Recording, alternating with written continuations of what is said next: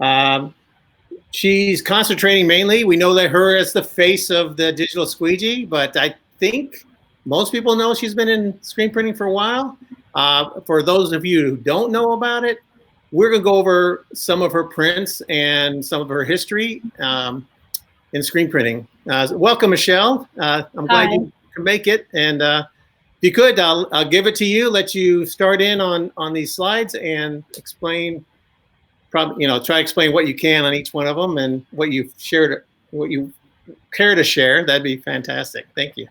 Thanks for having me. So I went to school for 2 and 3D computer animation, and when I was in school, I screen printed.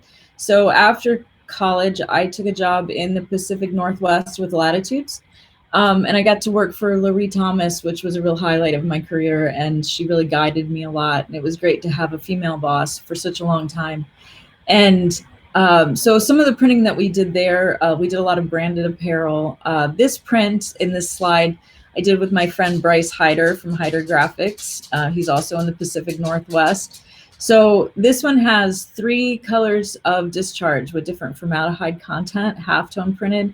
And then it has a 400 micron HD waffle. It was a tribute to Bill Bowerman. And it had motorcycle paint on it, which was kind of a novelty at the time, and we use all the time now. So that was kind of cool. We did a lot of all over prints there. I worked with Jamie McCrae. He's a good friend of mine, and we kind of mastered water base on all over. So this is a 1 screen of discharge all over print. It was about 45 line, and the secret was not knowing any better and a really good dischargeable shirt. That is fantastic. Yeah, we did a lot of direct flock. That's what attracted me to Latitudes originally. So this one has an inline foil, discharge, direct flock, and then low solid water base printed on top of the flock. So it looked like it was kind of lining up to the print underneath. This was one of our first attempts at variable data. So this is still at Latitudes. The background images here were static, and then the foreground shoe would change. So I think there was about 5 or 6 different shoes, which made about 50 or 60 different screens. And the glow I added so that the silhouette could change.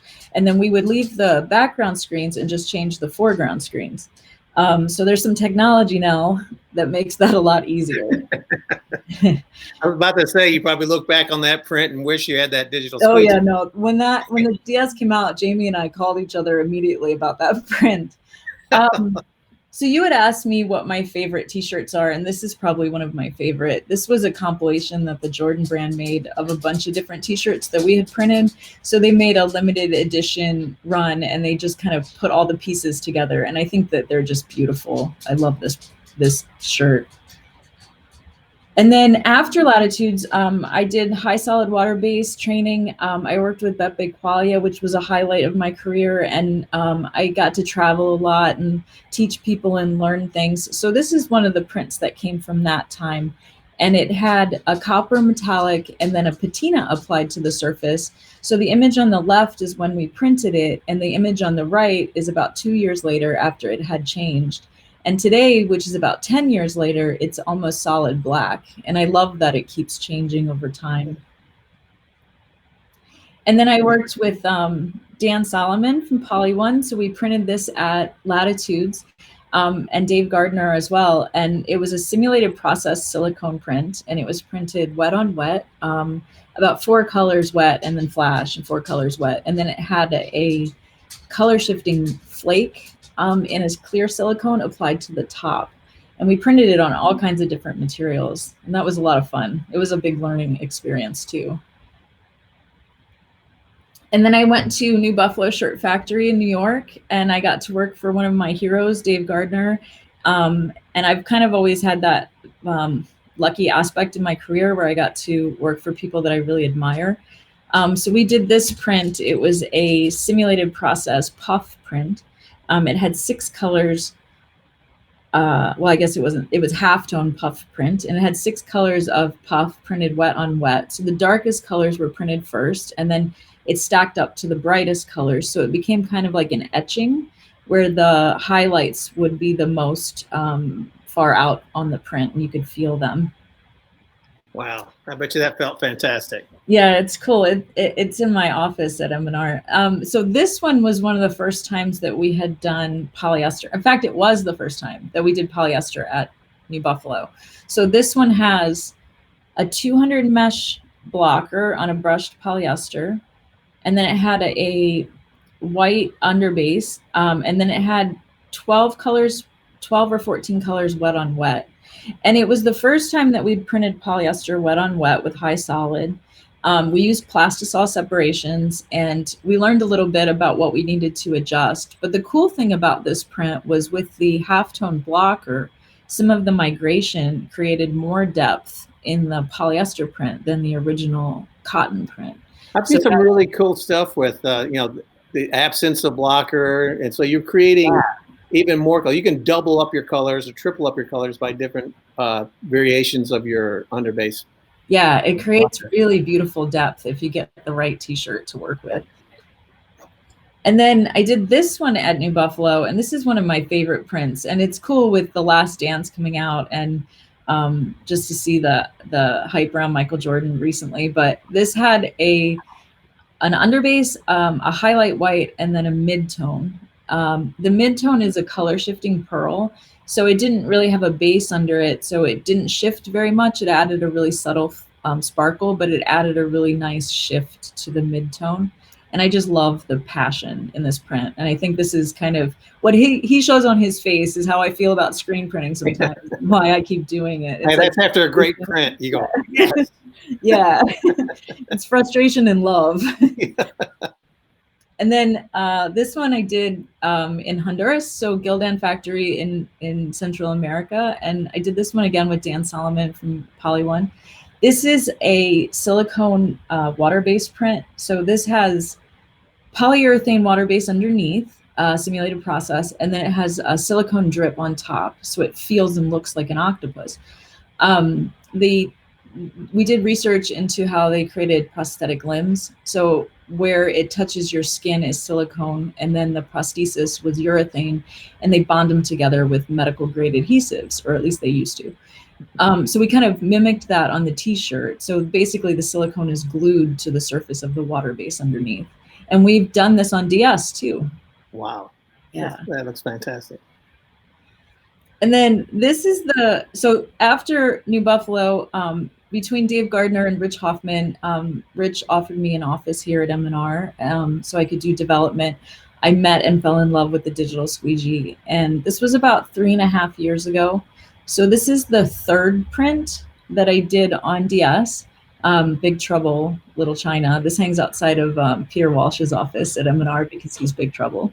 It has a dither underbase, and then it has the DS print on top, and then it had a clear tie coat, which was actually an adhesive, and it didn't have a top coat. It was the first time I had done 2 different skin tones on one print. I cleaned the CMYK color, so it was really bright, but I retained the black. The dither was the first time. The adhesive was the first time. I think I love this print because I learned so much on just one print. And then, of course, the $100. So this was the second print that I had attempted on DS. This has a solid vector underbase. And then this is still before when I was doing development with Gildan, and I had the office at M&R. So we scanned a $100 bill, and I was taken to a government website that said I was counterfeiting. So we found a different way to get it into the computer. It has a color shifting pearl on top, and if you look under a loop, you can see all the security detailing and the detailing in the background, which is really exciting. And then afterwards, we took a photograph of the shirt, and when I took that into Photoshop, it sent me to the government website and said I was counterfeiting from the t-shirt. So that's how precise the DS can be with image data. Yeah, this is one of my favorite ones. When you showed it to me, I was just, I stared at it for a good 15 minutes. Everybody always asks me if I can make it a little smaller and print the back, but no, I get in more trouble for that.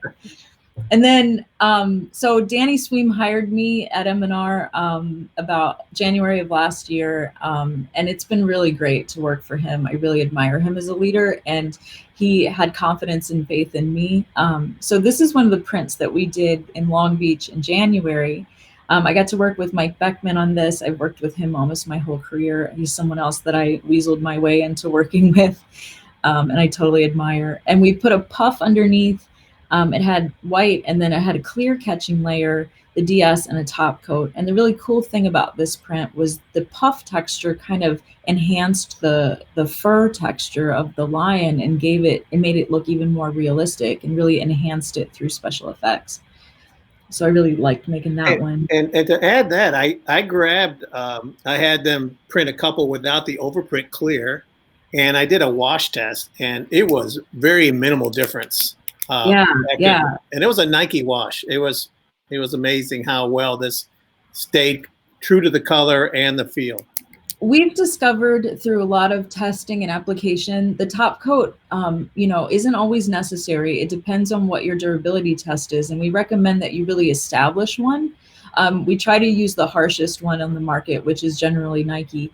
But we've discovered, a lot of times what the top coat can do is give you an aesthetic look. So it can either matte things or make things shinier. So you can use special effects for your top coat, like flakes and things like that, which will give you a little bit of durability, but they give you an aesthetic appeal too. So it's up to an individual user. And then of course you can print hoodies. So this one is polyester hoodies with variable data. So we did this around Christmas, and it had special effects on top, a blocker underneath. Some of them changed colors when you would go outside. Some of them had a sparkle flake inside. And we have a hoodie palette, so it can avoid the pocket and the neck, and you can print at the faster speeds. And then of course you can print polypropylene bags. So this is scary, wearing Al Pacino. And yeah, so it's a single screen, you just spray the digital on top. And this is probably one of the harder techniques that I've attempted, the team and I have attempted on DS. This is an inline foil, and then it has a catching layer. The DS is sprayed to it, and then it has a top coat. The technology originated with paper, so it actually likes a really smooth surface like foil. And with the clear coat on top, you get pretty good durability, because normal foil you wouldn't clear coat. So it can be affected by the wash pretty easily. But with the DS application, you are clear coating it, and it holds up in the wash pretty well. Yeah, that looked fantastic. You had variables on those, didn't you? Yeah, we had all kinds of different dragonflies. I think there was 30 different dragonflies. Yeah. And then this is a photograph from the Poly One booth at the Long Beach show, and it shows a really good example of variable data at the top with the 4 girls and the different seasons. So you're using a shared underbase and changing that data to get different images. Yeah. Yeah, I spent a couple of days with Michelle working on these, and I think we started with one thing and completely turned it around by the end of the 2 or 3 days. So yeah. I learned a lot, especially about artwork and about how you need to prepare your file and everything else. I was beaten down a little bit by Michelle, and she fixed it for us. So it was a great learning experience for me. It's I appreciate. I always think the DS is trying to make us better printers. Yeah. It'll definitely put you through your paces. You can feed it anything and it will output. But if you really want it to shine, you have to kind of think through all of the capabilities of it and give it the best possible chance. And what we did those days was just kind of enhance what you already had so that the DS would really show off the potential and the concept. And the concept was gorgeous. I mean, I really love, after I saw it is where that girl underneath came from, because that print on top inspired the one underneath. Really? Yeah. Well, I mean, when I first heard about the digital squeegee or even DTG, you know, as an artist, I always think, hey, you know, oh, they'll be great for art replications and fine detail and kind of replace some of our simulated process. And so that was my only mindset, but I've kind of seen a lot of vector printing. I've seen a lot of different things. And so with all these different styles, I mean, do you see, how do you see this affecting the everyday screen printer with the digital squeegee and the direct-to-garment? So I think at the beginning I had similar mindset to what you were describing. I did always see it as a hybrid. unit. So it's like, if you're afraid of it, there's a screen printing press around it, which you know really well.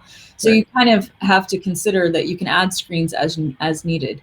But since starting at M&R, I really had to throw everything at it. And a lot of times I'm throwing things at it that in the past I would have said, no, let's just screen print this. And I've discovered advantages along the way from using it for any kind of situation.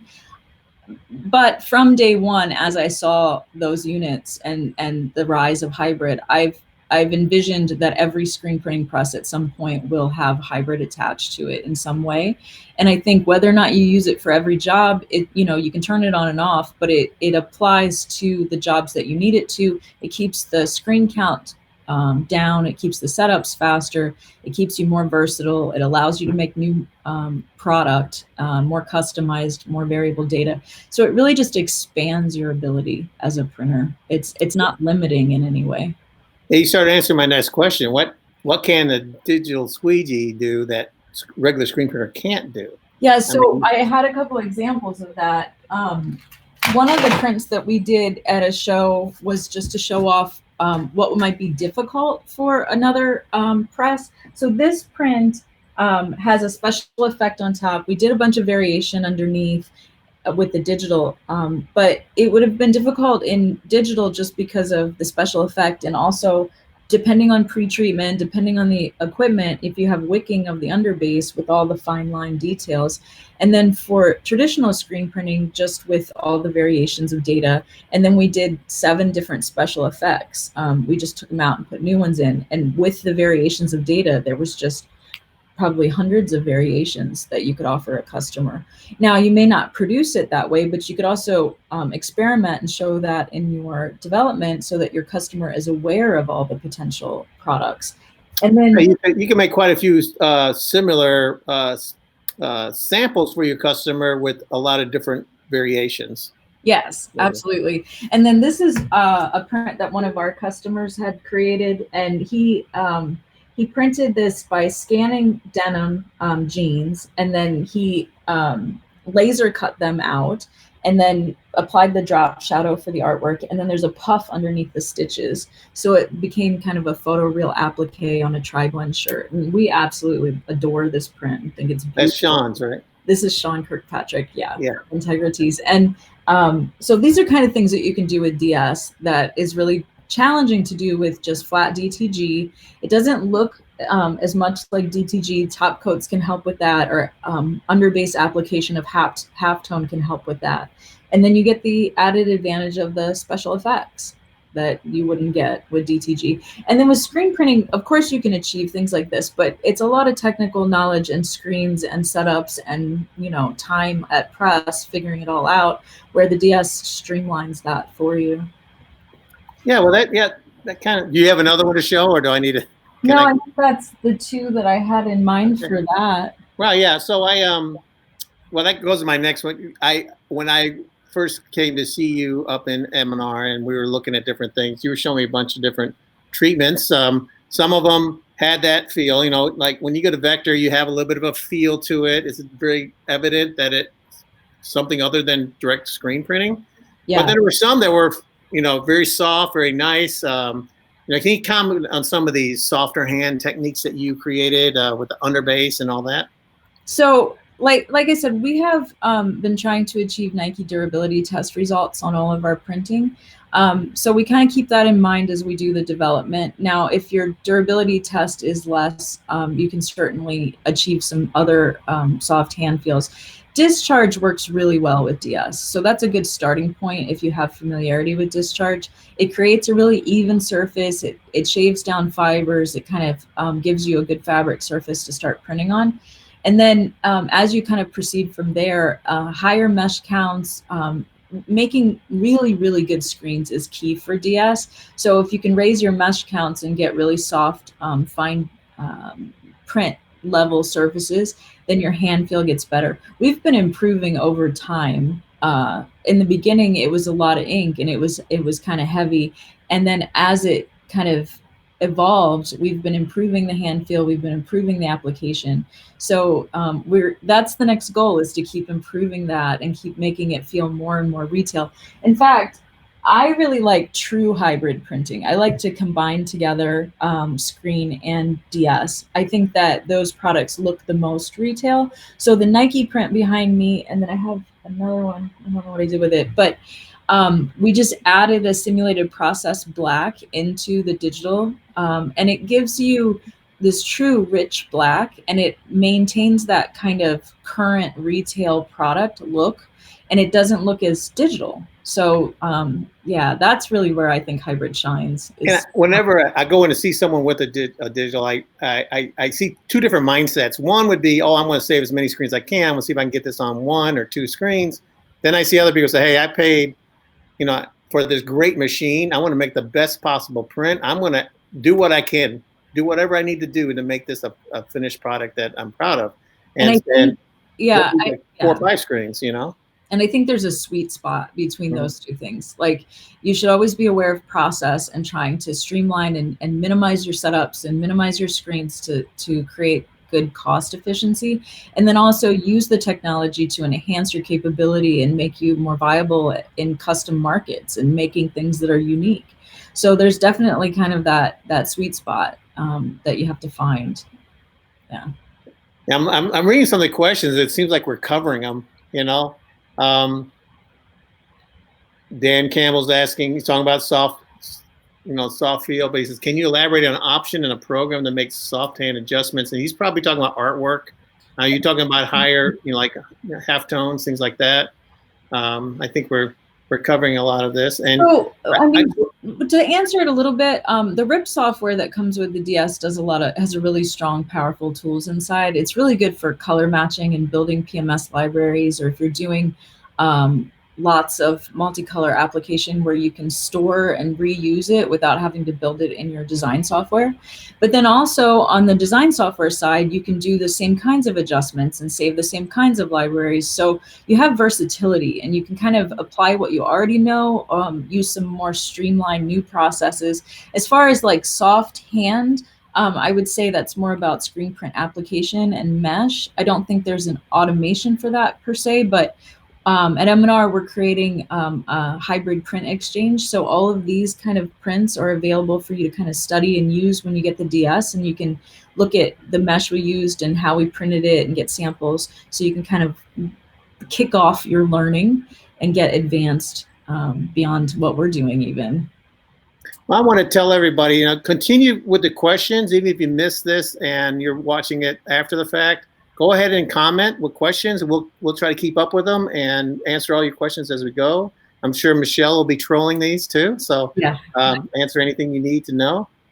I want to follow up on, this is one of the earlier questions I was going to ask, but I want to ask it now. We recently saw a great quote in Impressions magazine, because the way you're succeeding in a pretty male-dominated industry.